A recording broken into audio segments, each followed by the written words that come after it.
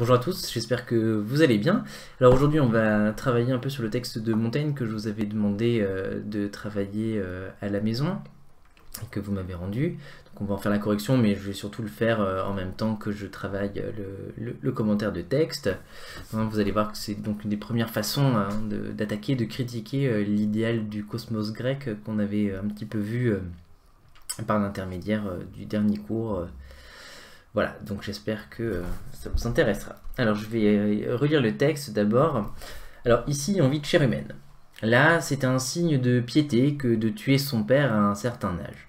Ailleurs, les pères désignent, pendant qu'ils sont encore dans le ventre de leur mère, les enfants qu'ils souhaitent nourrir et conserver et ceux qu'ils veulent abandonner et tuer. Là, les vieux maris mettent leurs femmes au service de la jeunesse. Et ailleurs, elles sont communes à tous sans qu'il y ait péché, et même dans certains pays, elles portent comme une marque d'honneur sur le bord de leur robe autant de belles houppes à franges qu'elles ont connues d'hommes. Les lois de la conscience, dont nous disons qu'elles naissent de la nature, naissent de la tradition, et chacun vénère intérieurement les opinions et les mœurs reçues et acceptées autour de lui. Et il ne peut s'en détacher sans remords, ni s'y appliquer sans les approuver. Quand les Crétois, dans les temps anciens, voulaient maudire quelqu'un, ils priaient les dieux de lui faire contracter quelques mauvaises habitudes. Mais le principal effet de la puissance de la tradition, c'est qu'elle nous saisit et nous enserre de telle façon que nous avons toutes les peines du monde à nous en dégager et à rentrer en nous-mêmes pour réfléchir et discuter ce qu'elle nous impose. En fait, parce que nous les absorbons avec notre lait à la naissance et que le monde se présente à nous sous cet aspect la première fois que nous le voyons, il semble que nous soyons faits pour voir les choses comme cela. Et les opinions courantes que nous trouvons en vigueur autour de nous, infusées en notre esprit par la semence de nos pères, nous semblent de ce fait naturelles et universelles. Il résulte de tout cela que ce qui est en dehors des limites de la coutume, on croit que c'est en dehors des limites de la raison, mais Dieu sait combien cette idée est déraisonnable le plus souvent. Alors, donc je fais une petite transition avec ce qu'on a vu avant, et du coup je vais commenter ce texte-là. Alors on a vu que le monde ne se présentait pas du tout comme une représentation, comme quelque chose d'abstrait, mais comme ce qu'il y a de plus immédiat, de plus naturel, de plus incontestable. Il y a une espèce d'évidence du monde, le monde est là, devant moi, voilà. Mais dans la pensée classique, le monde, qu'est-ce que c'est? C'est un tout bien ordonné et bien unifié, qui donne leur sens et leur place aux êtres qui le composent. Alors les Grecs appellent ça cosmos. Et son existence et son ordre apparaissent comme incontestables, comme évidents, et il n'y a pas vraiment de raison de remettre en cause cette existence du cosmos. Or la période de la Renaissance, justement, va être l'occasion d'une double remise en cause, d'une double crise. D'abord, donc une remise en cause qui vont justement faire apparaître le monde comme une représentation, comme une certaine façon de se représenter la réalité, et pas du tout comme ce qu'il y a de plus immédiat, de plus naturel et de plus incontestable. Alors, la première remise en cause va être faite sur le plan de la morale, et c'est celle qu'on va voir avec Montaigne.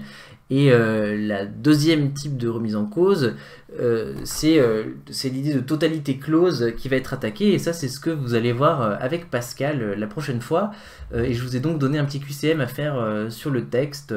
Voilà, ce serait bien que vous puissiez tous le faire. Alors ce qu'on va à présent voir donc c'est l'attaque de Montaigne. Donc l'idée centrale qu'il fait apparaître, c'est que cette vision du monde, ou plutôt cette conception de la réalité comme monde, n'est qu'une représentation. Mais une représentation qui a pour caractéristique de se faire oublier comme représentation, c'est une représentation au fond qui se prend pour la réalité et qui n'a pas conscience de son caractère représentationnel, qui n'a pas conscience du fait qu'elle n'est au fond qu'une représentation du monde, ou de la réalité. Le monde, c'est une représentation dont on ne sait pas quelle est. C'est une certaine façon de se représenter le réel, sans qu'on s'aperçoive qu'on est en train de se le représenter et pas de l'avoir vraiment en chair et en os en face de soi. Or Montaigne, dans le texte que je vous ai donné, en prenant les choses du côté de la morale, va à la fois faire voir cela, faire voir pourquoi les choses sont ainsi, et par conséquent faire voler en éclats le concept de monde. Alors la thèse de ce texte, du coup, donc là je réponds tout de suite, parce que là je commente le texte, à la question 9 et 10, je vais commencer par la fin, c'est quoi la thèse et l'idée à laquelle il s'oppose, et c'est quoi le plan du texte, du coup. Alors la thèse du texte, c'est que, en morale, il n'y a pas de certitude possible, pas de règle absolue. Car la morale, en fait, c'est un fait culturel et relatif au temps et aux mœurs d'une société donnée. Hein, c'est une construction culturelle et non un fait naturel qui appartient à l'ordre d'un monde, hein, qui en garantirait l'existence et l'incontestabilité. Cependant, on ne peut pas s'empêcher de croire le contraire, et de croire qu'il n'y a qu'une seule morale établie par l'ordre du monde, que la morale est un fait incontestable, une loi de l'univers, hein, pour ainsi dire. C'est ça qui fait qu'on est scandalisé quand on transgresse une loi morale, tout simplement parce que le propre de la tradition, c'est de se faire passer pour ce qu'il y a de plus naturel. C'est de produire ce qu'on appellerait une seconde nature. C'est de nous faire intérioriser toutes les valeurs que la tradition nous a enseignées, sans qu'on s'aperçoive qu'en fait on les a appris. C'est de nous faire oublier que la tradition est l'effet d'un apprentissage. Alors, ce serait pas très grave, mais le problème d'un tel oubli, eh ben, c'est que ça conduit à l'intolérance. Et justement, Montaigne nous invite à éviter cette posture. Alors, on va voir maintenant le plan maintenant. Alors, dans le premier paragraphe. Alors, le premier paragraphe du texte, hein, c'était cette espèce de longue suite d'exemples ici. Alors, au fond, Montaigne, ici, donne un certain nombre d'exemples de coutumes exotiques qui sont contraires aux nôtres. Hein. Le cannibalisme, etc. On les verra en détail tout à l'heure. Alors, ces exemples-là servent finalement à annoncer la thèse du texte, qui est l'objet du paragraphe 2, à savoir que finalement, c'est la tradition et pas la nature qui a produit la morale. Hein, c'est de la tradition et non de la nature que la conscience morale tire son origine et son pouvoir. Sous-entendu, du coup, il y a autant de morale que de tradition, alors que si ça avait été la nature elle-même qui nous avait donné la morale, il n'y en aurait qu'une seule. Troisième paragraphe, du coup ici, Montaigne va répondre à une objection. C'est que si la morale au fond n'est que traditionnelle et pas naturelle, elle devrait avoir sur nous moins d'emprise. On aurait dû se rendre compte qu'au fond c'était qu'un effet de la tradition. Et ici, Montaigne anticipe tout de suite ça et répond « Non mais justement, la force de la tradition, c'est son invisibilité. C'est le fait de se faire oublier comme enseignement et de se faire passer pour quelque chose dont ne peut plus naturel. » Voilà, hein, c'est la fonction de ce paragraphe 3 qui est un petit peu délicate. Hein, il fallait comprendre qu'au fond, ici, Montaigne répondait à une objection. Alors, le paragraphe 4 va expliquer comment ça se fait que la tradition est invisible. Évidemment, la réponse, c'est que c'est l'habitude qui nous fait oublier qu'on a appris ce qu'on a appris, parce que ça devient un mécanisme inconscient et inaperçu. Et enfin, le paragraphe 5 développe les conséquences de cet oubli, ou de cette confusion entre le naturel et le traditionnel, puisque du coup, en confondant ça, on justifie l'intolérance. Donc, je récapitule. D'abord, il y a un ensemble d'exemples de traditions exotiques. Ensuite, on a la thèse, à savoir la morale, au fond, c'est un fait traditionnel et pas naturel. Le paragraphe 3, c'est « Ah ouais, mais comment ça se fait qu'on ne s'en est pas rendu compte et qu'on n'a pas été plus critique avec la morale ?» Et ben, c'est que la force de la tradition, c'est d'être invisible. Ça, c'est le paragraphe 4 qui le dit. Et pourquoi? Parce que elle s'appuie sur l'habitude. La conséquence du problème, c'est que du coup, on devient intolérant. Alors on va d'abord commenter le paragraphe 1. Donc c'était la première question que je vous ai demandé, de quoi les exemples donnés par Montaigne sont-ils les exemples? C'est tout simplement des exemples de coutumes scandaleuses, qui sont scandaleuses à nos yeux, mais qui pourtant sont valorisées ailleurs. Alors on pouvait repérer d'abord le cannibalisme, envie de chair humaine, qui peut-être ailleurs passe pour un respect des morts. Ensuite on avait le parricide, tuer son père à un certain âge, qui ailleurs pourrait passer pour au fond de l'euthanasie, c'est-à-dire le souci d'éviter la douleur à celui qui souffre. L'infanticide qui est donné après, hein, le père désigne encore dans le ventre de leur mère les enfants qui vont laisser vivre et ceux qui vont assassiner à la naissance, hein, qui me paraît être monstrueux et qui pourtant pourrait passer pour une forme d'eugénisme, pour une forme de sauvetage de la cellule familiale ou de la tribu. Et enfin, il y a tout un grand passage sur l'adultère et sur éventuellement la liberté sexuelle qui pouvait apparaître à l'époque comme quelque chose de scandaleux moralement. Voilà. Alors du coup, ce qui est important dans ces exemples, c'est que ce qui nous apparaît comme un scandale moral est justifié ailleurs comme une attitude hautement morale. Voilà. Et donc ce qui est vraiment étonnant dans ces exemples-là, c'est qu'un même fait peut recevoir deux évaluations morales complètement opposées. Donc ça, c'était la première question. La deuxième question, pourquoi est-ce que Montaigne fait ici ce catalogue d'exemples et qu'est-ce que ça nous montre? Alors ici, il fallait repérer, au fond, il y a une stratégie. Qu'est-ce qu'il fait? Mais il cherche à indigner, il cherche à scandaliser le lecteur. Il cherche à faire en sorte qu'on se dise « Ah, mais c'est fou, les gens ils font quelque chose d'affreux ailleurs, qu'est-ce qui se passe ?» Alors pourquoi il fait ça? D'abord, il cherche à montrer que d'autres valeurs morales sont possibles. existe ailleurs, qu'on en a déjà constaté. Ensuite, pourquoi est-ce qu'il fait ça? Parce qu'il cherche à nous faire réfléchir à la raison pour laquelle ce qui est exotique nous apparaît comme quelque chose d'exotique ou de sauvage ou de barbare. Quels sont les mécanismes en nous qui fait qu'on s'indigne ainsi? Et bien en fait, si nous sommes scandalisés en l'occurrence, c'est que nous avons des valeurs morales différentes et incompatibles avec ce qui est ici dénoncé par Montaigne. Voilà. Troisième effet de cette suite d'exemples, c'est que Montaigne, du coup, il cherche à nous faire comparer nos valeurs morales avec, du coup, les valeurs exotiques. On met en relation nos valeurs avec des valeurs différentes. Alors, du coup, le but du jeu, c'est que le détour par l'autre, par la différence, parce qu'on ne connaît pas, nous fasse prendre conscience de notre propre étrangeté, de notre propre exotisme. Ici, il y a un effet en retour de l'exotisme. Les sauvages se représentent le monde différemment, ok, mais en fait c'est réciproque, c'est réversible. On peut tout aussi bien dire que nous représentons le monde différemment que les sauvages. Il est tout aussi vrai que c'est nous qui nous représentons les choses de façon bizarre, de façon étrange, de façon arbitraire. Au fond, nous sommes rien d'autre que les sauvages des sauvages, pour le dire autrement. Voilà, donc vous voyez, en voyant l'étrangeté des coutumes étrangères, on s'aperçoit que c'est peut-être nos coutumes à nous qui sont étranges. Alors, quatrième effet de cette suite d'exemples, c'est que par conséquent, les valeurs à partir desquelles on condamne finalement les comportements différents des autres, au fond, sont peut-être tout aussi contestables que les valeurs que l'on condamne. Vous voyez, en s'indignant du cannibalisme, nous ne faisons que dénoncer des préjugés, mais comment? En s'appuyant sur nos propres préjugés, sur nos propres valeurs morales. Et du coup, à ce titre, on a un cercle, notre critique n'a aucune valeur.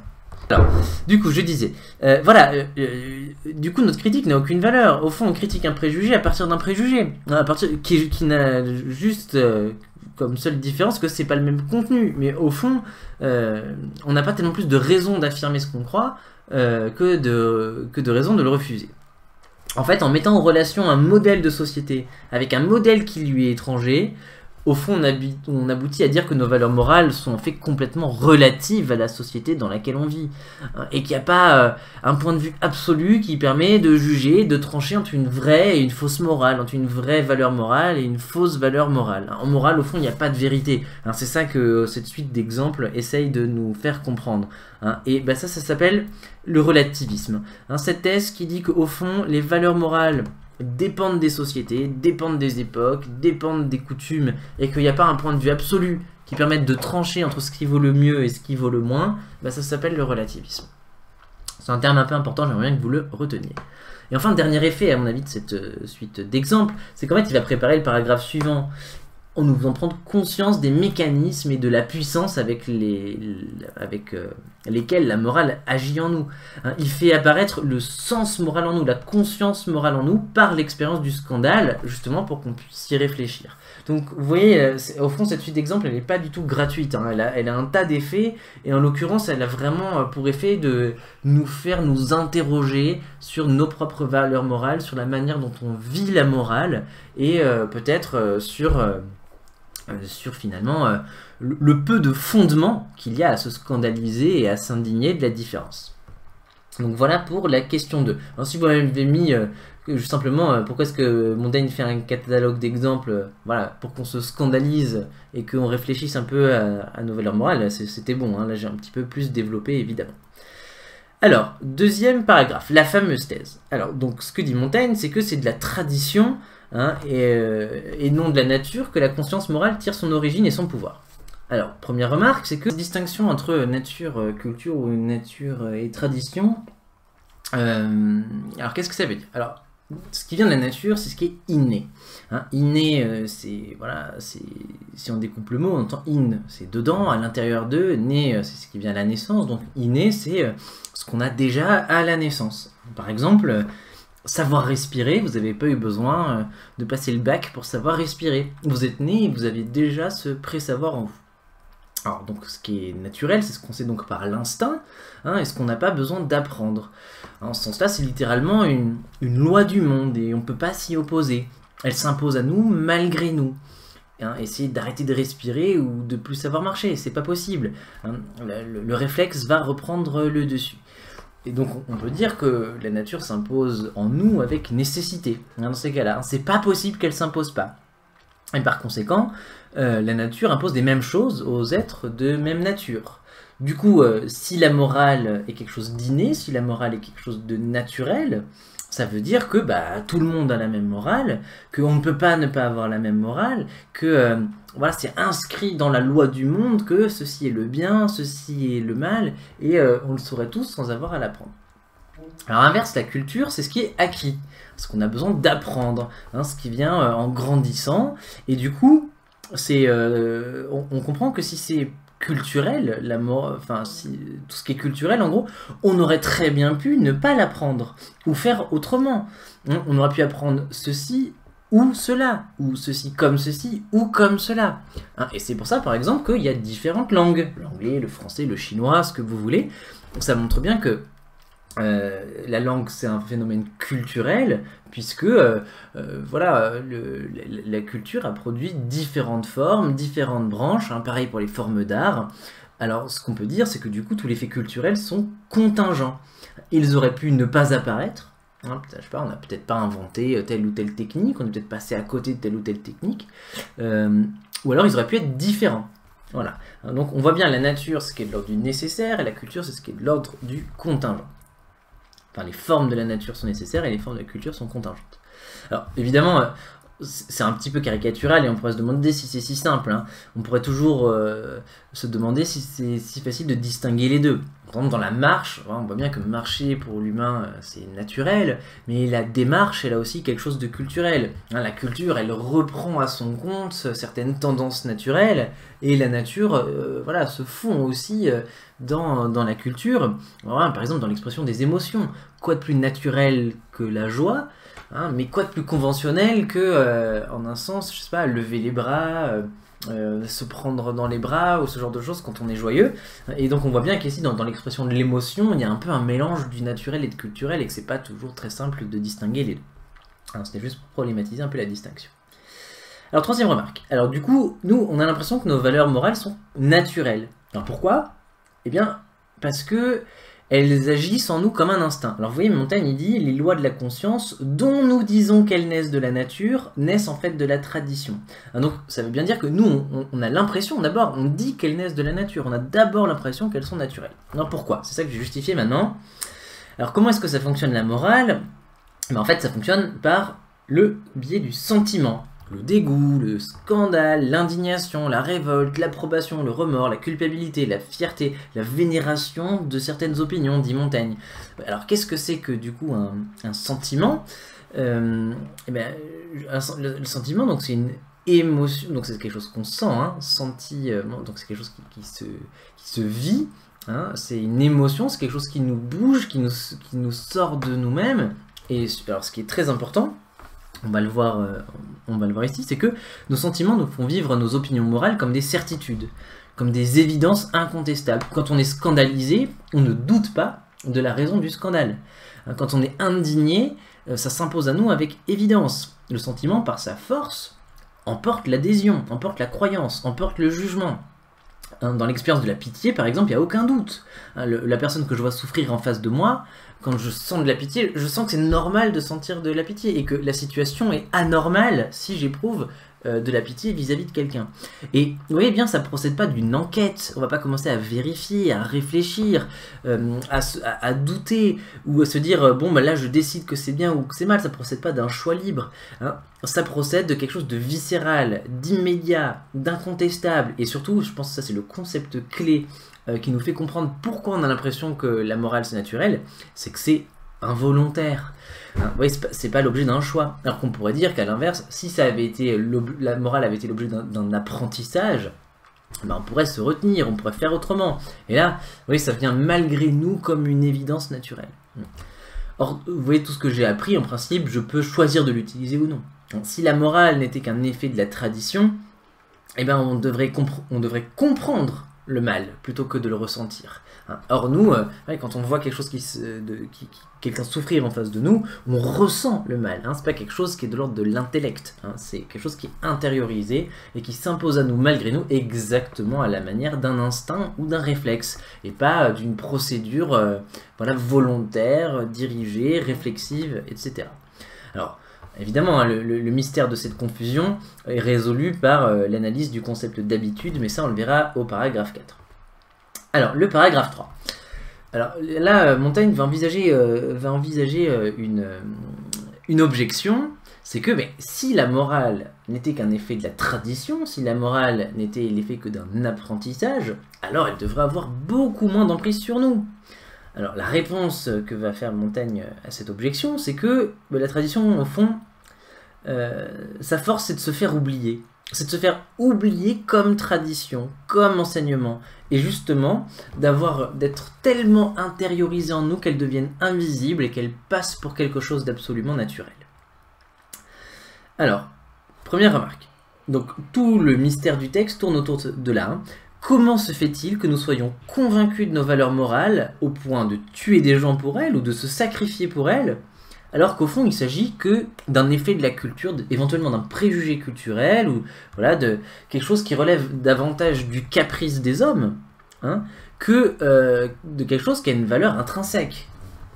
Alors le paradoxe c'est que soit nos valeurs morales ont une grande puissance sur nous et alors c'est parce que leur source est naturelle, soit au contraire, c'est la tradition qui est leur source, et alors on aurait pu la critiquer, et elle n'aurait jamais dû avoir un tel degré de certitude. On se serait rendu compte de la fragilité de ces valeurs, puisqu'il faut les enseigner.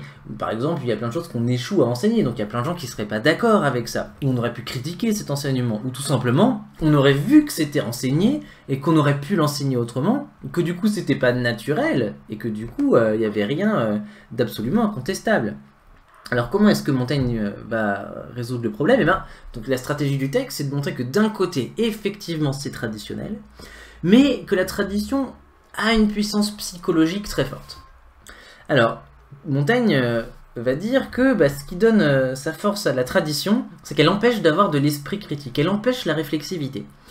Alors c'est quelque chose que vous connaissez sans doute, hein, mais typiquement, ce qui nous empêche de nous apercevoir du caractère traditionnel de nos valeurs morales ou culturel de nos valeurs morales, c'est l'ethnocentrisme. Alors ce concept d'ethnocentrisme, je le redéfinis brièvement, c'est le fait de valoriser ses propres habitudes pour la seule raison que ce sont les nôtres, hein, et pas qu'elles ont vraiment une valeur. Par conséquent, c'est prendre ses propres valeurs culturelles pour une norme idéale de référence, à partir de quoi éventuellement on va juger les autres cultures. C'est on se prend soi-même pour la norme, non pas parce que la norme est bonne, mais parce que c'est la nôtre. L'ethnocentrisme, son problème c'est que ça bloque la réflexivité. Alors il y a trois raisons à cela. D'abord, parce que extérieurement, l'ethnocentrisme des autres, des gens de notre culture, agit sur nous comme une injonction sociale. On est puni si on ne respecte pas la tradition, et on est félicité si on la respecte comme il faut. Et du coup, on se met à se soumettre aux valeurs de notre culture. Hein, finalement, même si au début on n'avait pas les valeurs de notre tradition quand on est bébé, quand on est, à force de punition et d'encouragement, on se met à adopter la façon de vivre des gens de notre culture et à suivre ces valeurs. Alors le truc, c'est que non seulement on se met à les adopter, mais en fait, c'est un petit peu comme un endoctrinement. C'est qu'au bout d'un moment, on se met à y croire si fort qu'on cesse de voir qu'il s'agit que de croyances, que d'un apprentissage. C'est tellement habituel, tellement ancré en nous que du coup, on n'a même pas idée qu'on pourrait les contester. Elles apparaissent avec une force qu'on ne soupçonne pas. Enfin, troisième aspect de la puissance de l'ethnocentrisme, c'est que ces croyances, elles ont un effet sur nous. Elles structurent notre pensée. C'est pas seulement que on y croit, c'est qu'en plus, ces croyances-là vont changer la manière dont on pense. On va comprendre le monde à partir d'elles, au lieu de construire des croyances à partir de notre expérience du monde. Concrètement, l'ethnocentrisme, ça bloque la possibilité de réfléchir aux valeurs qu'on utilise pour penser le monde. Au lieu de se demander par exemple ce que c'est que le cannibalisme, pourquoi les gens sont cannibales, on va commencer direct par juger. Vous voyez, on va tout de suite être dans le scandale avant d'être dans l'analyse. Le sentiment de dégoût va être premier et il va bloquer le travail de la raison, le travail de la réflexion, le travail de l'analyse. La tradition que l'on reçoit, finalement, voilà, nous jette en dehors de nous-mêmes, nous empêche de réfléchir par nous-mêmes. Elle nous impose un tel carcan, voilà, elle produit en nous une telle impression qu'au lieu de penser à partir de nous, on va penser à partir d'elle. Littéralement, je ne pense plus, mais la tradition pense en moi, elle pense à ma place. Alors, cette petite analyse, elle permettait, alors j'ai oublié de le faire pour le paragraphe d'avant, de répondre aux questions, à la question 5. Mais je reprends vite fait celle d'avant. Alors, qu'est-ce que c'est évidemment les lois de la conscience? C'est les valeurs morales, et c'est les valeurs morales qui font que on va éprouver fierté quand on fait du bien et culpabilité quand on fait du mal. La quatrième question, pourquoi est-ce qu'on aurait pu penser qu'elles venaient de la nature? Justement parce qu'elles agissent en nous à la manière d'un instinct, immédiatement, viscéralement, incontestablement, involontairement, hein, c'est tout ça, et non pas, au contraire, voilà, par le détour d'un raisonnement, par un choix, ouais, ça s'impose à moi exactement à la manière d'un réflexe. Hein, c'est ça qui fait qu'on a l'impression que ce sont des lois naturelles. Alors, la cinquième question, comment comprenez-vous cette idée que la tradition nous enserre et nous saisit? La réponse, c'est ça, hein, c'est que la tradition agit en un sens comme une prison pour la pensée. Hein, elle nous impose des valeurs de façon si ancrée hein, qu'elle nous empêche de penser que les choses auraient pu être autrement et elle nous force à penser à partir d'elle. Hein, on oublie que les choses... Je vais le réécrire, aurait pu être autrement. Voilà. Alors, quatrième paragraphe. Donc, Montaigne va maintenant expliquer comment ça se fait que la tradition a une telle puissance. Hein. Comment ça se fait qu'elle réussit à nous enserrer de telle façon qu'on a toutes les peines du monde à nous en dégager. En fait, dit Montaigne... la réponse, je vous dis tout de suite, hein, c'est l'habitude. Alors, je vais un petit peu détailler. Alors d'abord, ces traditions, elles nous prennent dès l'enfance, hein, parce que nous les absorbons avec notre lait à la naissance, et que voilà, c'est tout de suite. Hein. Or, qu'est-ce que c'est l'enfance? Je pense qu'on l'a déjà vu, mais l'enfance, c'est l'âge du préjugé. Parce que c'est l'âge où on est vulnérable. On est obligé de croire ce qu'on nous dit, parce qu'on n'a pas les moyens de vérifier par soi-même, parce qu'on n'est pas assez intelligent pour le faire tout seul, parce qu'aussi on a urgemment besoin d'apprendre tout un tas de choses qu'on n'a pas le temps d'aller vérifier tout seul. D'autre part, on se fie à ceux qu'on aime, au lieu de se fier à ceux qui savent. On fait confiance à ses parents parce qu'ils nous font du bien, ils s'occupent de nous. Et du coup, on n'a aucune raison de penser qu'ils ont tort. En plus, évidemment, comme ils sont plus puissants, plus savants que nous, et nécessairement, voilà, on est encouragé par leur autorité à se fier à eux. Donc la confiance ici, du coup, est dirigée par l'amour plus que par la preuve. Hein. Et c'est normal, hein, il est normal de commencer par croire et pas de commencer par douter. Vous imaginez un bébé qui se méfie de ses parents, alors je te donne ton biberon et « Ah non, t'aurais peut-être pu mettre un truc dedans, qu'est-ce que c'est ce lait là, est-ce que t'es sûr du protocole de production ?» Voilà, c'est pas possible quoi. On est obligé, le bébé croit spontanément tout ce que fait ses parents. Donc en un sens, du coup, c'est un petit résultat intéressant, c'est que la croyance finalement précède l'ignorance. Hein. On commence par croire avant de se rendre compte qu'on ignore. Hein. Ça, c'est quelque chose qu'on a déjà vu dans le chapitre précédent. Alors, en outre, précise Montaigne, notre tradition que nous transmettent les parents, ont le privilège de la primauté. C'est la première chose qu'on voit. Du coup, on n'a rien avec quoi le comparer. Et comme c'est la première chose qu'on voit, on pense aussi que c'est la seule chose qui existe. Hein, la primauté apparaît comme unicité. Hein, le fait que ce soit premier nous apparaît aussi comme un. Hein, ça vient premier, mais donc c'est le seul. Voilà, hein, parce qu'on ne se doute pas qu'il existe d'autres choses. Alors deuxième remarque, ces traditions ont un effet durable. Effectivement, on en a l'habitude. Non seulement c'est ce qu'on apprend en premier, non seulement on les a appris un âge où on était vulnérable, mais c'est un travail de répétition. On les a appris longtemps, on a été avec elles longtemps. Hein. On en a l'habitude, parce que dans le temps, on a répété les mêmes choses, les mêmes rituels, les mêmes formules de politesse, les mêmes formules de langue, etc. Et on a fait que répéter, répéter, répéter. Du coup, on l'a intériorisé. Alors, on va faire une petite définition de l'habitude. Qu'est-ce que c'est? L'habitude, c'est l'intériorisation d'un comportement par la répétition de celui-ci. Au fond, on répète la même chose, et à force de répéter cette chose-là, on va la répéter de plus en plus facilement. Hein, ça va produire en nous une disposition inconsciente à répéter le même comportement. Répéter le même, ça aboutit au fait de... Enfin, ça nous fait penser que le même est la norme. À force de répéter, on a une tendance accrue à répéter toujours plus, et d'ailleurs à ne plus voir qu'on répète. Hein. Alors, le truc, c'est que ce qui est identique, ici dans la tradition, c'est pas le monde. C'est notre disposition intérieure. C'est pourquoi l'habitude, du coup, elle produit en nous une seconde nature. Hein, là, on comprend bien c'est quoi le rapport avec l'instinct. Pourquoi l'habitude, ça ressemble à un instinct. C'est qu'à la fois, comme l'instinct, l'habitude nous détermine à avoir un comportement. Hein, quand on a l'habitude de quelque chose, on le fait tout seul, sans réfléchir, comme un réflexe, et c'est en même temps invisible. La force de l'habitude, oui, c'est tellement intériorisé qu'on n'a même plus besoin d'y penser. Hein. C'est un automatisme, exactement à la manière d'un instinct. L'habitude ne laisse pas libre, et au bout d'un moment, quand on a trop l'habitude, on se rend même plus compte de ce qu'on fait. Et d'ailleurs, c'est extrêmement difficile de se débarrasser d'une mauvaise habitude. Hein, c'est ce que Montaigne disait ici, hein, quand les Crétois, dans les temps anciens, voulaient maudire quelqu'un, ils priaient les dieux de lui faire contracter quelques mauvaises habitudes. C'est rigolo ça. C'est la pire chose qu'on peut souhaiter à son ennemi, c'est d'avoir de mauvaises habitudes, parce que c'est impossible de s'en dépêtrer, qu'on ne se rend même plus compte qu'on a cette habitude-là, et que du coup, voilà, on n'arrive plus à s'empêcher de faire le comportement mauvais que l'habitude a produit en nous. Hein. Alors pourquoi est-ce que l'habitude fait cet automatisme? Eh bien en fait, qu'est-ce que fait la répétition en nous? Ben, au bout d'un moment, elle libère la conscience de l'effort d'attention dont elle a besoin pour faire la chose qu'elle fait.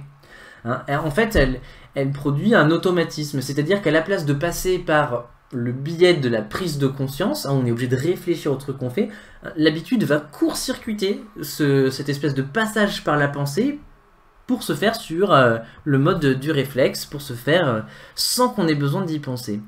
Et ça rend la chose à la fois facile, mais aussi inévitable et puissante. Alors je vous donne un petit exemple que j'aime bien. Quand vous apprenez à nager, ou à conduire, ou à faire voilà, un effort physique qui demande de la coordination et un peu d'agilité ou d'habileté, eh bien, au début c'est difficile, parce qu'on est obligé de penser à toutes les étapes du mouvement, et du coup on galère à les coordonner, etc. Mais une fois qu'on en a l'habitude, vous voyez, tout ce passage par la conscience, des gestes hein, qu'on n'a pas encore incorporés, dont on n'a pas encore l'habitude, bah, va disparaître, hein, ça va se faire tout seul, ça va plus passer par la pensée, c'est le corps en fait hein, qui va prendre finalement le relais, et nous, tout ce à quoi on va avoir à penser, bah, c'est l'attention, je sais pas, à ce qu'on est en train de se proposer. Par exemple, un joueur de tennis, il réfléchit qu'à la balle, ou éventuellement à la feinte qu'il veut faire, mais il réfléchit pas à comment on fait un coup droit, comment on fait un revers, comment on met un pied devant l'autre. Ça, l'habitude a complètement pris le relais, et son attention peut être complètement concentrée sur voilà, sur le jeu qu'il est en train de faire. Ainsi, on voit plus que c'est acquis, et donc on aurait pu acquérir autre chose.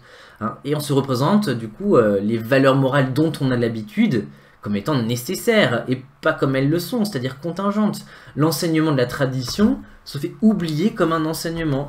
Et vous voyez, avec l'habitude, on le comprend bien, c'est que quelque chose dont on a tellement l'habitude, ben on ne comprend pas que c'est dur à apprendre pour les autres.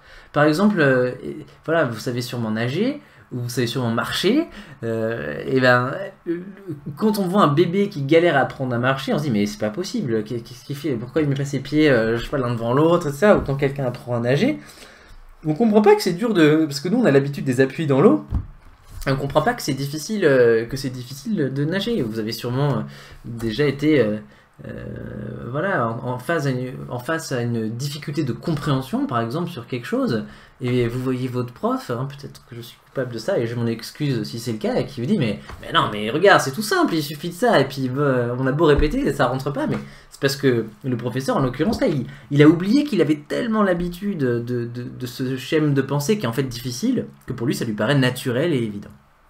Bien. Voilà, le propre de l'habitude, ici je vais l'écrire, hein, c'est de faire oublier que l'apprentissage a été difficile, mais aussi a eu lieu. Hein. Et voilà, ceux qui conduisent oublient qu'ils ont dû apprendre à conduire. Hein. C'est très clair ça. Alors remarque 3. Donc Montaigne du coup nous fait voir qu'on a une habitude parce que le sentiment d'exotisme du coup révèle qu'on a une disposition à voir les choses autrement. En fait, on ne s'aperçoit pas qu'on a des valeurs morales, en un sens, tant qu'on ne voit pas quelque chose qui dénote avec ces valeurs. Et quand on vit toujours avec les mêmes personnes, on ne s'aperçoit pas qu'il y a quelque chose, d'étrange dans ce qu'on a. Hein. L'habitude produit un tel sentiment de naturel que du coup l'exotisme produit la surprise. Hein. C'est parce qu'on a l'habitude d'autre chose que l'exotisme apparaît comme exotisme. Quelqu'un qui n'aurait aucune habitude, par exemple, ne trouverait rien d'étonnant. On est étonné que de ce dont on n'a pas l'habitude. Alors, dernière remarque, me semble-t-il, de ce passage-là, c'est que du coup, le problème, c'est que l'habitude va se transformer en discours sur la nature des choses. C'est ce que dit ici Montaigne, les opinions courantes que nous trouvons en vigueur autour de nous, infusées dans notre esprit par la semence de nos pères, nous semblent naturelles et universelles. Et donc, l'habitude, ce qui n'est qu'habitude, ce qui n'est qu'opinion courante, nous semble naturel et universel. Et donc on va transformer ce qui est que une répétition en une croyance sur la nature du monde. On prend une disposition intérieure, une expérience qu'on a vécue nous, pour une propriété du monde. On confond le soi et le réel. Et on va dire des trucs du genre, j'ai toujours vu les choses ainsi, mais du coup c'est forcément que c'est comme ça partout et pour toujours. J'ai jamais vu autre chose, et donc rien d'autre n'existe. Et vous voyez, on prend son expérience du monde pour la réalité du monde. Donc ici, on a une confusion aussi entre le fait et le droit, c'est-à-dire que on confond ce que l'on peut constater, voilà, les choses sont ainsi aujourd'hui, avec les choses telles qu'elles doivent être. Elles ont toujours été ainsi, c'est comme ça qu'elles doivent être. Or là, en fait, on a une vraie erreur logique. On est en train de dire, par exemple, c'est impossible que les choses soient autrement, l'erreur est la suivante, c'est que ce qui est vrai, c'est que s'il est impossible que les choses soient autrement, alors les choses sont ainsi. Sauf qu'en fait, nous on renverse les choses. On dit, comme les choses sont ainsi, on croit que c'est impossible qu'elles soient autrement. Mais en fait, c'est pas vrai. C'est pas parce que les choses sont ainsi que c'était impossible que ça se passe autrement. En logique, c'est une erreur qui s'appelle l'affirmation du conséquent. C'est comme si on dit, par exemple, le sol est mouillé, donc il a plu. Non, en fait, certes, s'il a plu, alors le sol est mouillé, mais c'est pas parce que le sol est mouillé qu'il a plu, on a très bien pu l'arroser. Et donc vous voyez, on confond la cause et l'effet ici. Donc, la conséquence de ça, c'est que ce qui n'est qu'habituel, ce qui n'est que général, est élevé au rang de nature, d'universel. On croit que c'est vrai sans exception possible, alors qu'en fait, c'est juste que c'est vrai le plus souvent, ou d'ailleurs c'est juste vrai autour de moi, et c'est juste que j'ai jamais vu d'exception. Or, l'effet d'un tel discours, évidemment, c'est de renforcer encore plus le comportement habituel et de rendre de plus en plus difficile le changement de perspective, puisque on a un cercle en fait.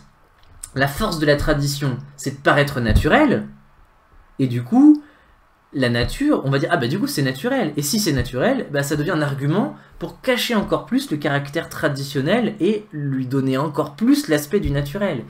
Donc, plus la tradition va paraître naturelle, plus le discours qu'on va tenir sur les choses va effacer le caractère traditionnel, on va dissimuler le caractère traditionnel. Et ainsi on développe en nous une nouvelle nature, une seconde nature, et ça devient impossible à changer. Si la tradition réussit à se faire passer pour quelque chose de naturel, et on le voit bien quand on dit c'est naturel, ce qu'on veut dire c'est que c'est évident, on n'aurait pas vu les choses se passer autrement, mais en fait ça peut très bien être un synonyme de habituel, et pas quelque chose qui vient de la nature, mais quelque chose qui vient juste d'une répétition. Et donc si la tradition réussit à se faire passer pour quelque chose de naturel, alors on peut dire que c'est pas le caprice des hommes qui en a décidé ainsi, mais que c'est simplement une règle du jeu décidée par Dieu ou par le monde. Et du coup, c'est impossible de vouloir le changer et folie que d'essayer. Donc, le problème, ce que vous comprenez bien, c'est que confondre ainsi le fait et le droit, les choses telles que je les vois et dire si c'est comme ça que je les vois, c'est comme ça qu'elles doivent être, ça va servir à justifier toutes les injustices qu'on veut. Et par exemple, à dire je sais pas moi, les femmes n'ont jamais travaillé, donc c'est normal qu'elles doivent pas le faire. C'est naturel qu'elles s'occupent des enfants à la maison et qu'elles n'aient pas le droit de travailler. Et donc vous voyez, le fait d'utiliser un simple constat d'une habitude pour le transformer en une loi du monde permet de justifier n'importe quelle injustice. Quelle injustice en place. Exemple du travail des femmes.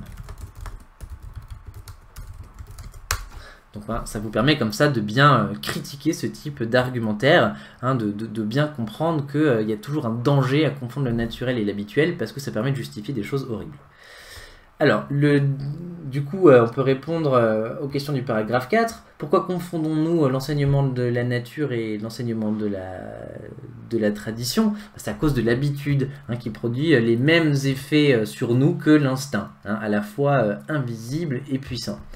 Et 7, pourquoi est-ce que Montaigne dit que ce qu'on croit naturel, on le croit aussi universel? Parce que si c'est une loi de la nature, alors tout le monde fait comme ça. Il ne peut pas y avoir d'exception, c'est une règle du jeu. C'est pas une invention contingente qu'on aurait pu décider comme ça.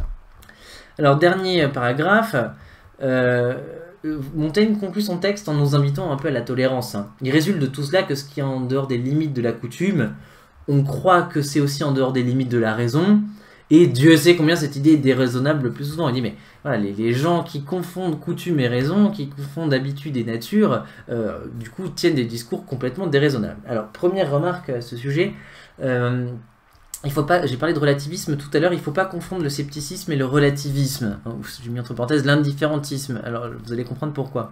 Alors, c'est vrai qu'ils se ressemblent, parce que dans les deux cas, on dit il n'y a pas de vérité absolue. Quand on dit qu'on est sceptique, ça veut dire on doute, on ne sait pas, on n'y croit pas trop, on pense que la vérité elle est difficile à trouver.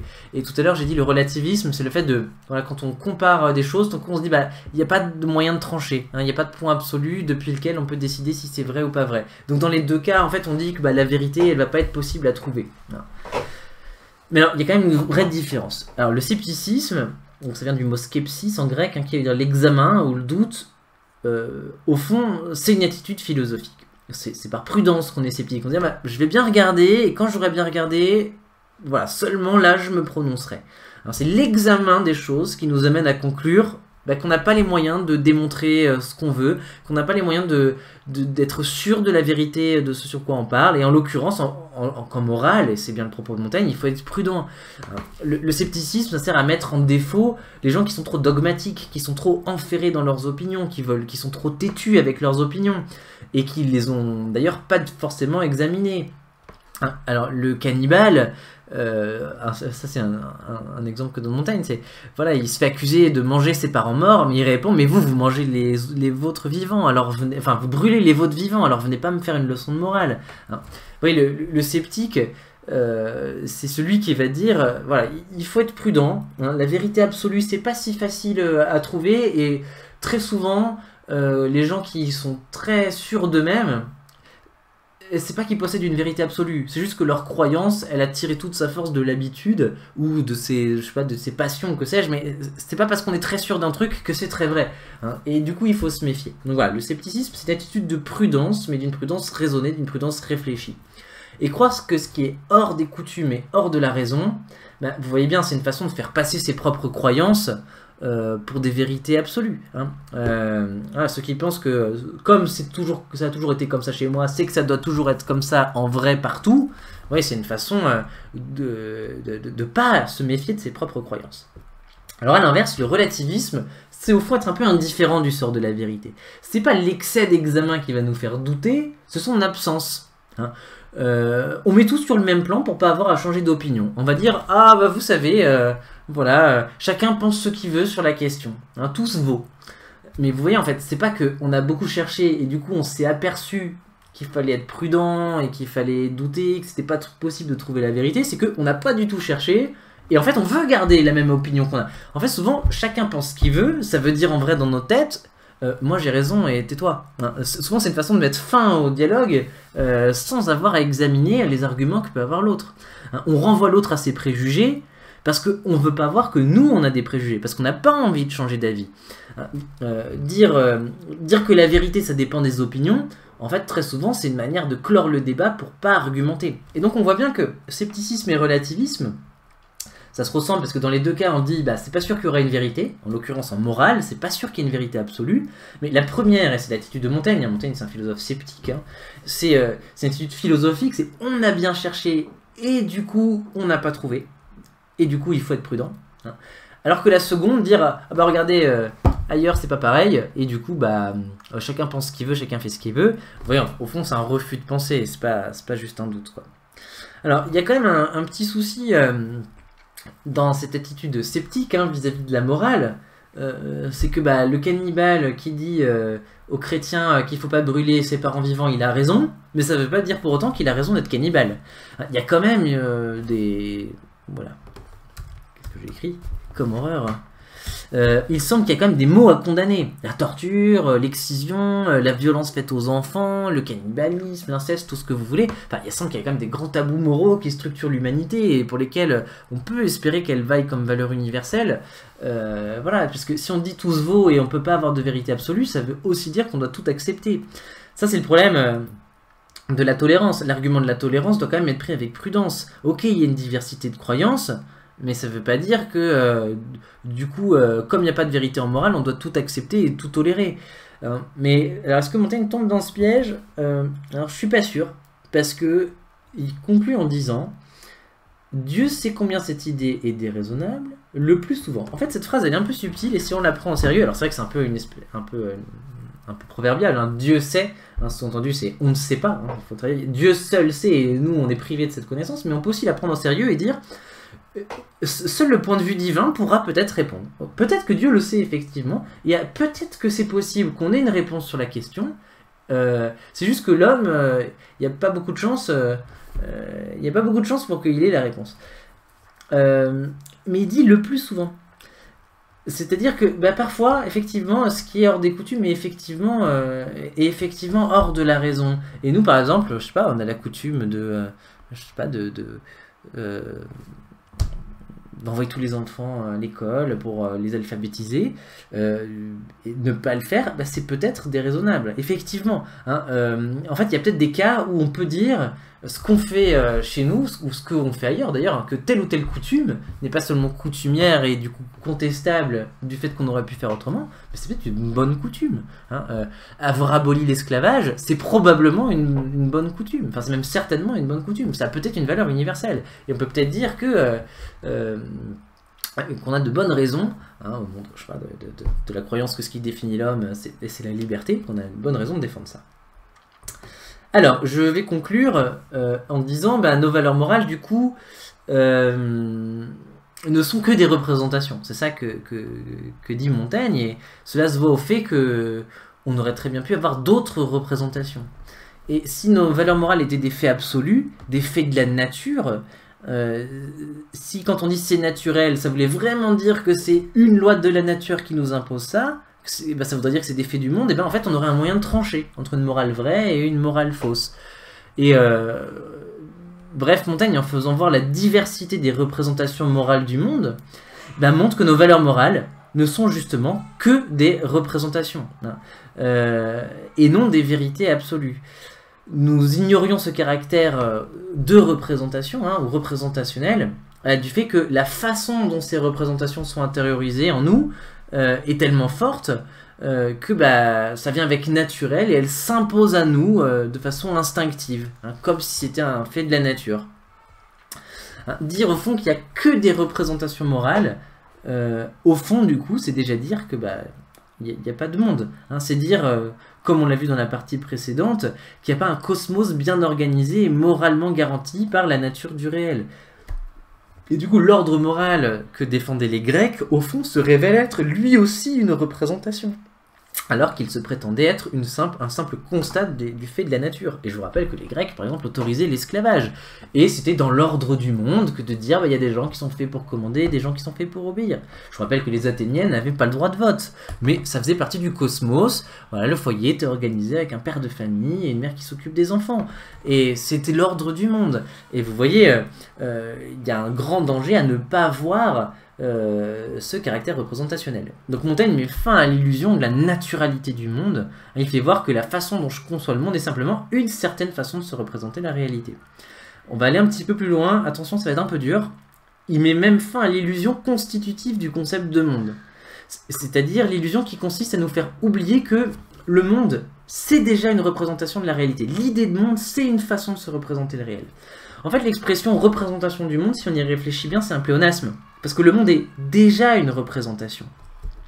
Il n'y a pas le monde d'un côté et la représentation qu'on en a de l'autre, ou les représentations qu'on en a de l'autre, le monde est déjà lui-même une certaine représentation du réel, une certaine façon de se représenter le réel. Et donc s'apercevoir qu'on peut se représenter le monde autrement, c'est déjà avoir mis à mort l'idée de monde. Et c'est comprendre ça. Alors attention, hein, c'est dur ce truc-là. Pourquoi c'est dur? Parce que on ne dit pas qu'on peut se représenter le monde autrement. Ou mieux, de façon plus juste, en changeant de perspective sur lui, comme s'il y avait plusieurs manières plus ou moins justes de se représenter un même objet qui est le monde, hein, et objet qui lui ne dépendrait pas de la manière dont on le voit. Hein, comme s'il y avait des représentations du monde d'un côté et de l'autre le vrai monde. Ce qu'on est en train de dire, c'est que il n'y a rien en fait. Le monde est tout entier une représentation. On ne se représente pas le monde, c'est le monde qui est une représentation. Hein. Le monde est déjà une certaine représentation du réel et on ne peut pas changer notre représentation du monde sans abandonner l'idée de monde, sans détruire en même temps le monde. C'est ça que je suis en train de dire. Et qui est quand même une idée assez difficile, mais je pense que vous le comprenez bien en mettant en rapport voilà, la période du cosmos grec et la période de Montaigne. Hein, cette idée que quand je vais pluraliser ma représentation du réel, je vais m'apercevoir que, au fond, j'avais structuré mon réel d'une certaine façon et qui s'appelle le monde, et que j'aurais très bien pu faire autrement. Voilà. Bon, alors j'ai terminé sur ce point-là, et donc la prochaine fois, on verra une autre manière donc, de critiquer ce concept de monde, hein, juste en changeant la façon dont on se le représente, et de montrer que le monde clos tel que se le représentent les Grecs n'est pas du tout la nature, mais une certaine façon de se représenter le réel, et que changer la manière dont on se représente le monde, c'est faire éclater le monde et le transformer en univers. Et c'est exactement ça qui va se passer, avec Pascal et le texte que je vous ai donné, que je vous invite donc à lire, hein, il est sur le site, et du coup à travailler à l'aide du questionnaire qui est en ligne. Voilà, je vous souhaite une très bonne journée, j'espère que ça vous intéressait, que c'était pas trop difficile ni confus, et je vous dis à bientôt.